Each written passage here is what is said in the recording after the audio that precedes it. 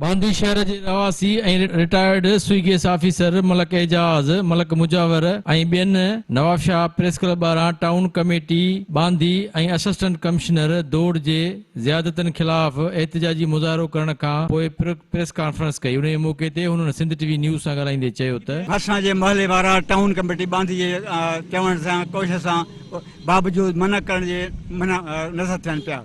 AC साहब जेको 4 ॾींहं अॻु हली करे ॾाढ मुड़सी करे क्रेनूं हलाए करे विझो असांखे ज़री ज़मीन में गटर जो पानी न विधो वञे। गंदो पानी ॾेई उनखे तबाह कयो पियो। गंदो पानी टाउन कमेटी वारा ये सभु पाण में मिली करे गंदो पानी शहर जो असांजी ज़मीन में अचे थो वो ख़राब थो करे असांजी ज़मीननि खे। असां अपील था कयूं चीफ मिनिस्टर के चीफ सेक्रेटरी के त असांखे जेको गंदे पानी जेको ही निकाल था खान वो बैक फ्लो करे असांजी बनी सॼी ख़राब तबाह थी वेंदी। नाज़रीन ही बांदी जा रवासी आहिनि ज़मीनदार आहिनि जो चवणु आहे त बांदी टाउन कमेटी उतां जेके महले जा माण्हू आहिनि उहो जेको गंदो पाणी आहे उहो असांजे ज़रई ज़मीनुनि में छॾनि था जंहिंजे करे असांजो फसल तबाह आहे ऐं 100 एकड़ ज़मीन असांजी उन गंदे पाणी जे करे तबाही जे किनारे ते पहुचा आहिनि। वस वारनि खे अपील कई आहे त असांजी मदद कई वञे।